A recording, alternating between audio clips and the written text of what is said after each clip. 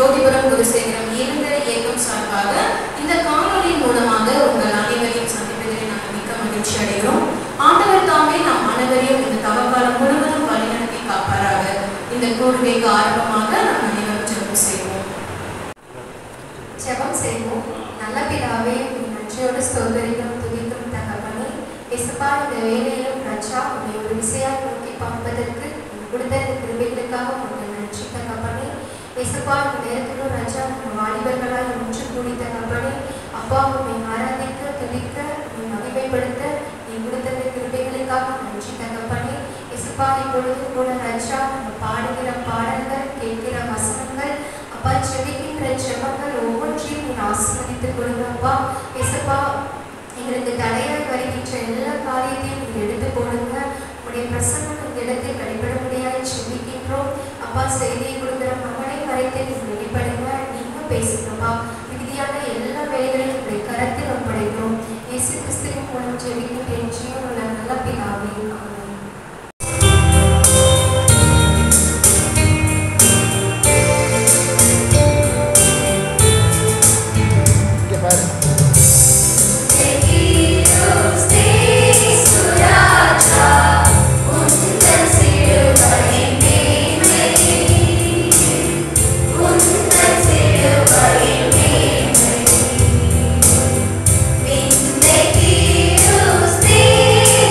Raja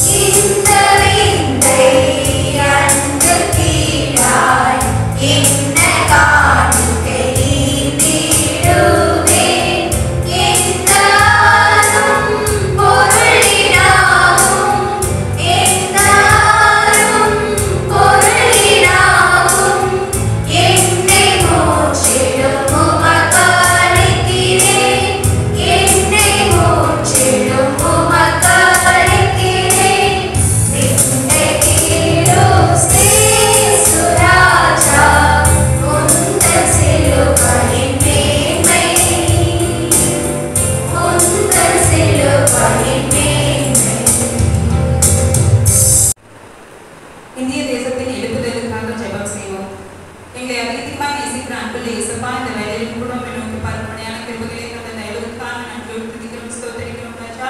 ஒரு விஷயம் கூட தகப்பனே இந்த வேலையில் கூட நம்ம இந்திய தேசத்தை எழுப்புதற்காக ஜெபிக்கிறோம் ராஜா. ஒரு விஷயம் இந்திய தேசத்துல ஒரு எழுப்புதலை நீர் உண்டு பண்ணுங்க ராஜா.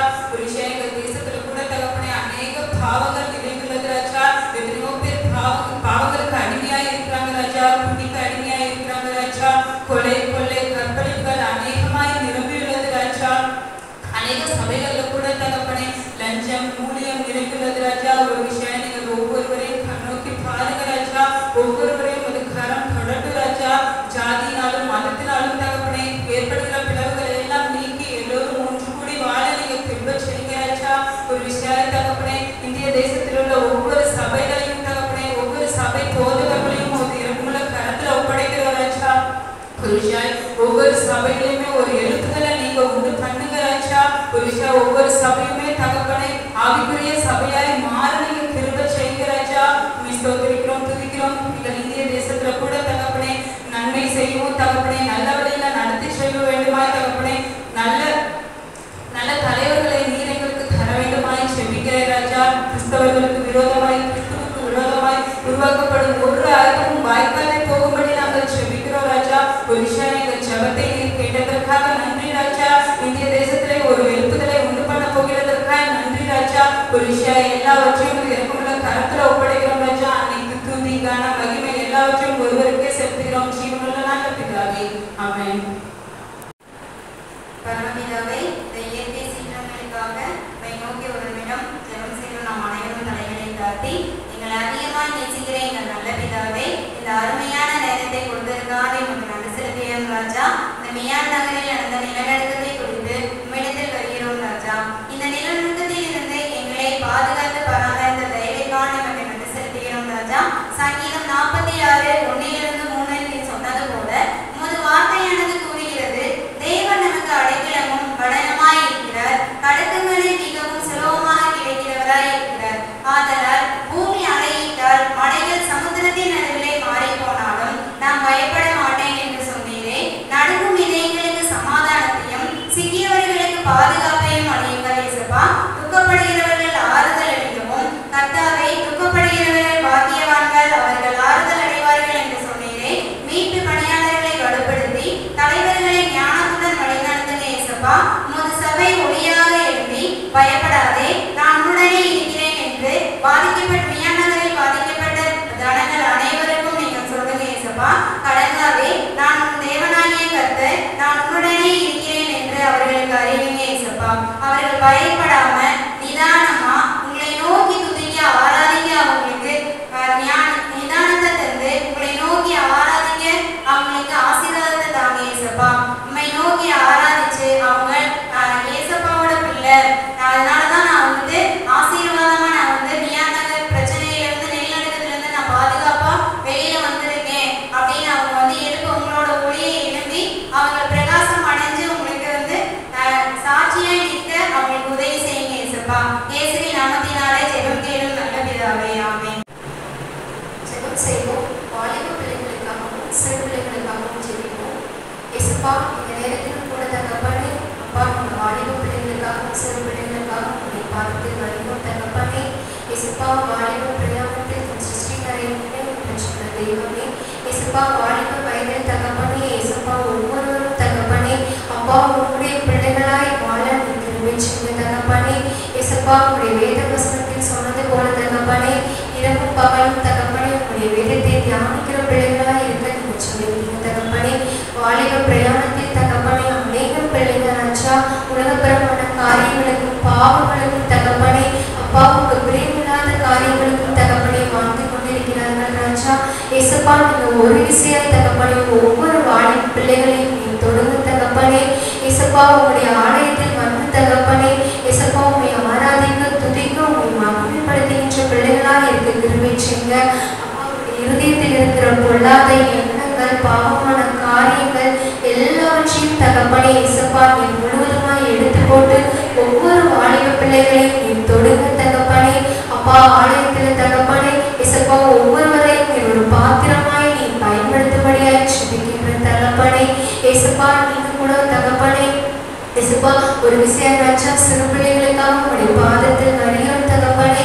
அப்பா சிறு பிள்ளைகளை நீர் அப்பா நீங்க ரொம்ப அதிகம் நேசிக்கிற தெய்வம் அப்பா. அப்பா சிறு பிள்ளைகளுக்கு தகப்பனே சிறு வயதிலிருந்து தகப்பனே உம்முடைய வேதத்தையும் உம்முடைய ஜெபத்தையும் தகப்பனே அப்பா அதிகமாய் வளர பாடல்கள் எல்லாவற்றையும் நீர் ஆசீர்வதித்து கொடுங்க தகப்பனே. சிறு வயதிலிருந்து தகப்பனே உண்மை பற்றி அதிகமாய் வளரக்கூடிய பிள்ளைகளால் ஒவ்வொருவரையும் நீர் எடுத்து பயன்படுத்துங்க தகப்பனே. சிறு பிள்ளைகளை என்னிடத்தில் வர தடை பண்ணாதீர்கள் என்று வேத வசனத்தில் சொன்னது போல தகப்பனே ஒவ்வொரு சிறு பிள்ளைகளுக்கும் நல்ல விசேஷித்த ஞானத்தை அறிவு தாருங்க ஏசப்பா. ஏசப்பா சிறு பிள்ளைகளுக்கு நல்ல பலத்தை சுகத்தை கொடுங்க தகப்பனே. அப்பா இந்த சூழ்நிலை வருகிற எல்லா தடைகளிலிருந்து தகப்பனே பலவீனங்களிலிருந்து நீர் எடுத்து போடுங்கப்பா. எல்லாவற்றையும் உங்களுடைய கரத்தில் ஒப்படைக்கணும் தகப்பனே. நீங்க பொறுப்பெடுத்து வழி நடத்துங்க. இயேசு கிறிஸ்துவின் மூலம் ஜெபிக்கிறேன் ஜீவனோட நல்ல பிதாவே ஆமென். கொடுக்கப்பட்ட வேத வசனங்களை வாசிக்கலாம். மத்தேயு 27 அதிகாரம் 22, 35, 40, 41. மத்தேயு 27 அதிகாரம் 22 முதல். பிலாத்து அவர்களை நோக்கி, அப்படியானால் கிறிஸ்து என்னப்பட்ட இயேசுவை நான் என்ன செய்ய வேண்டும் என்று கேட்டான். அவனை சிலுவையில் அறைய வேண்டும் என்று எல்லாரும் சொன்னார்கள். அவரை சிலுவையில் அறைந்த பின்பு அவர்கள் சீட்டு போட்டு அவருடைய வஸ்திரங்களை பங்கிட்டுக் கொண்டார்கள். என் வஸ்திரங்களை தங்களுக்குள்ளே பங்கிட்டு என் உடையின் பேரில் சீட்டு போட்டார்கள் என்று தீர்க்கதரிசியால் உரைக்கப்பட்டது நிறைவேறும்படி இப்படி நடந்தது. தேவாலயத்தை இடித்து 3 நாளைக்குள்ளே கட்டுகிறவர்களை உன்னை நீயே ரட்சித்துக்கொள், நீ தேவனுடைய குமாரனானால் சிலுவையிலிருந்து இறங்கி வா என்று அவரை தூஷித்தார்கள். அப்படியே பிரதான ஆசாரியரும் வேத பாடகரும் மூப்பரும் பரியாசம் பண்ணினார்கள். ஆமென். இதுல ஒரு ராஜா இருக்கிறாங்க. அந்த ராஜா போய் சொல்றாங்க, 2 பேர் குற்றவாளி இருக்கிறாங்க. அந்த குற்றவாளி யார் குற்றவாளி கேட்க ராஜா சொல்றாங்க. அந்த ராஜா இயேசுவை சிலுவையில அறையப்படணும் என்று அங்க இருக்க ஜனங்கள் என்று சொன்னாங்க. அந்த ஜனங்கள்கிட்ட கேட்கிறாங்க, இயேசுவை ஒண்ணுமே பண்ணி அவர்களுக்கு சிலுவையில் அறையப்படணும் அப்படின்னு ஜனங்கள். சில ஜனங்கள் அவர் தான் தப்பு பண்ணது, அவர் தான் சிலுவையில் அறையப்படணும் அப்படின்னு சொல்றாங்க. அப்படி பார்க்கும்போது இயேசுவைய அந்த சிலுவையில அவங்க பாவமே பண்ணல, அப்படி இருந்தும் ஏசப்பாவை அந்த சிலுவையில அறையப்பட்டாங்க. அதுக்கு முன்னாடி பார்த்தீங்கன்னா அவரோட சீட்டு வஸ்திரங்களைய பங்கிட்டு கொண்டாங்க. அதுக்கு முன்னாடி அவரோட தீர்க்க தரிசனமாக நிறைவேற்றப்படணும் என்று அவங்க சொன்னாங்க. அப்புறம் தேவாலயத்தை 3 பேர் இழுத்து கட்டப்பட்டது. அவரை நீயே ரசித்து கொண்டு தேவனை தூசித்தார்கள். அந்த மக்கள் தூசித்த பின்பு பரியாசக்காரங்க எல்லாரும் தேவபாரத்தை மூப்பரை பண்ணி கொண்டார்கள். அது அடுத்து ஏசாயா அதிகாரம் 53, 3, 4. அவர் அசட்டை பண்ணப்பட்டவரும் மனுஷனால் புறக்கணிக்கப்பட்டவரும் துக்கம் நிறைந்தவரும் பாடு அனுபவமாய் இருந்தார். அவரை விட்டு நம்முடைய முகங்களை மறைத்துக் கொண்டோம். அவர் அசட்டை பண்ணப்பட்டிருந்தார், அவரை எண்ணாமல் போனோம். மெய்யாகவே அவர் நம்முடைய பாடுகளை ஏற்றுக்கொண்டு நம்முடைய துக்கங்களை சுமந்தார். நாமும் அவர் தேவனால் அடிபட்டு பாதிக்கப்பட்டு சிலுவைப்பட்டவர் என்று எண்ணினோம். இதுல என்ன சொல்லப்பட்டிருக்குன்னா, மெய்யாகவே இயேசு கிறிஸ்து நம்மளோட துக்கங்களையும் நம்மளுடைய பாவங்களையும் அவரே ஏற்றுக்கொண்டு சிலுவையில அறையப்பட்டாங்க. அடுத்தபடியாக கலாத்தியர் 1ஆம் அதிகாரம் பக்கம் 257.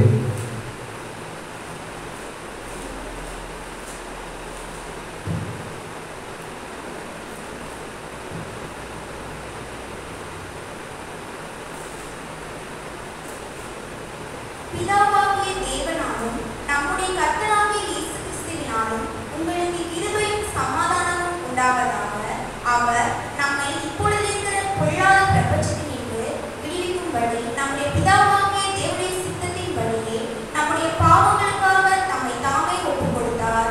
இதுல என்ன சொல்லப்படுதுன்னா, நம்மளுக்கு மீட்பு எப்படி கிடைச்சதுன்னு இந்த இடத்துல சொல்லப்படுது. அதாவது இயேசு கிறிஸ்துவனால உங்களுக்கு கிருபையும் சமாதானமும் உண்டாவது இந்த இடத்துல சொல்லப்பட்டிருக்கு.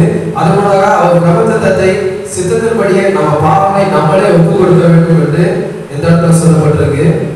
அடுத்தபடியாக கொலேசியர் 1ஆம் அதிகாரம் 274 13 14. இருளின் அதிகாரத்தினின்று நம்மை விடுதலையாக்கி தமது அன்பின் குமாரனுடைய ராஜ்யத்திற்கு உட்படுத்துகிறவருமாய் இருக்கிற பிதாவை ஸ்தோத்திரிக்கிறோம். குமாரனாகிய அவருக்குள் அவருடைய இரத்தத்தினாலே பாவ மன்னிப்பாகிய மீட்பு நமக்கு உண்டாயிருக்கிறது. இதுல என்ன சொல்லப்பட்டிருக்குன்னா, இந்த கொலேசியர் 1ஆம் அதிகாரத்துல இருளிலிருந்து நம்மளை விலக்கி காத்த தெய்வம் நம்ம கூட இருந்து எல்லா உட்கொண்டவர்களை பிதாவை ஸ்தோத்திரிக்கிறோம் என்று சொல்லியிருக்கார்கள். விடுதலை எப்படி கிடைச்சிருக்குன்னா, இதிலிருந்து மீட்பு எப்படி கிடைச்சிருக்குன்னா, இருளிலிருந்து அதிகாரத்தோட இருக்கிற இருளில் இருக்கிற எல்லாத்தையும் மீட்டெடுத்து அவர் இயேசுவின் ரத்தத்தினால் பாவத்தை மன்னிக்கப்பட்டது என்று இந்த இடத்தில் சொல்லப்பட்டிருக்கிறது. அடுத்தபடியாக ரட்சிப்பை பற்றி யோவான் 3ஆம் அதிகாரம் 120ஆம் பக்கம் 16, 17, 36. தேவன் தம்முடைய ஒரே பேரான குமாரனை விசுவாசிக்கிறவன் எவனோ அவன் கெட்டுப் போகாமல் நித்திய ஜீவனை அடையும்படிக்கு அவரை தந்தரிலே இவ்வளவாய் உலகத்தில் அன்பு கூர்ந்தார். உலகத்தை ஆக்கினைக்குள்ளாக தீர்க்கும்படி தேவன் தம்முடைய குமாரனை உலகத்தில் அனுப்பாமல் அவராலே உலகம் ரட்சிக்கப்படுவதற்காக அவரை அனுப்பினார். குமாரனிடத்தில் விசுவாசிக்கிறவன் நித்திய ஜீவனை உடையவனாய் இருக்கிறான். குமாரனை விசுவாசாதவனோ ஜீவனை காண்பதில்லை. தேவனுடைய கோபம் அவன் மேல் நிலைநிற்கும் என்றார். ஆமென். இதுல எப்படி ரட்சிக்கப்பட்டாங்க என்று சொல்லப்பட்டிருக்கிறது. இதுல அக்னி ஜுவாலையால் தேவனால் கொடுக்கப்பட்ட ரட்சிப்பு விசுவாசித்து நம்ம காண்கிறோம். இது ஒரே பேரான நாமத்தில் விசுவாசிக்கிறோம் என்று அவர் இயேசு கிறிஸ்து இந்த இடத்துல சொல்லப்பட்டிருக்காரு. அதன்படி நம்ம நடந்து விசுவாசிக்கணும். அவருடைய ஒவ்வொரு நாட்களையும் நம்ம விசுவாசித்து ஒவ்வொரு நாட்களையும் வழி நடக்கணும். அதே மாதிரி ஒவ்வொரு நாளை ஒருவர் விசுவாசிக்கிறது என்னன்னு கேட்பதா, இந்த விசுவாசம் நித்திய ஜீவனை உடையவராக இருக்கிறது. அந்த விசுவாசம் நம்ம விசுவாசித்து ஒரு இடத்துல இருந்து அவரை விசுவாசித்து எந்த இடத்துல இருந்தாலும் பிரேயர் பண்ணணும், வைக்கணும். அவர் விசுவாசத்தோடு நம்ம பிரேயர் பண்ணனா அந்த ஜபங்களும் கேட்கப்படாது. அந்த இடத்துல கூறப்பட்டிருக்கு. அந்த மாதிரி இருந்தா தேவனுடைய கோபம் அவர் மேல எப்பயுமே இருக்கும் என்று இந்த இடத்துல கூறப்படுகிறது.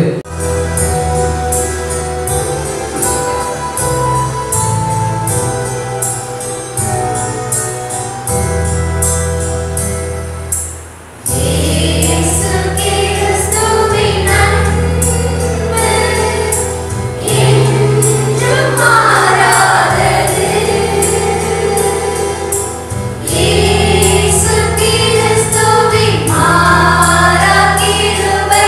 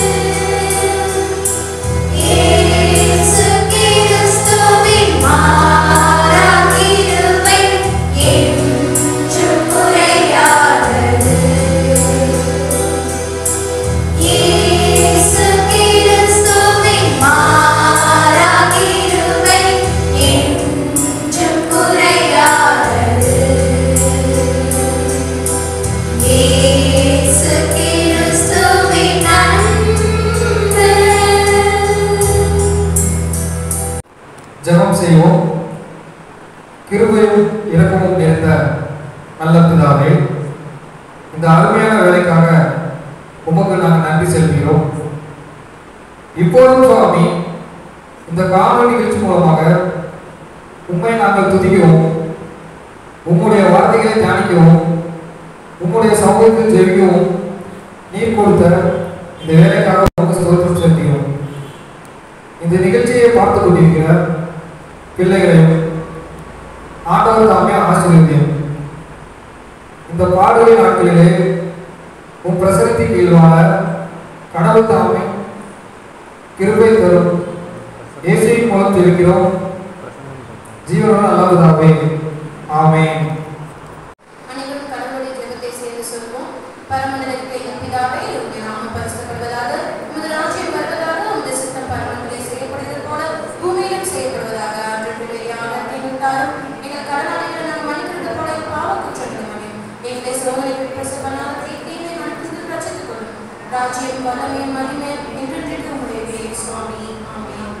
ஆண்டவராகிய இயேசு கிறிஸ்துவின் கிருபையும் பிதாவாகிய தேவனுடைய அன்பும்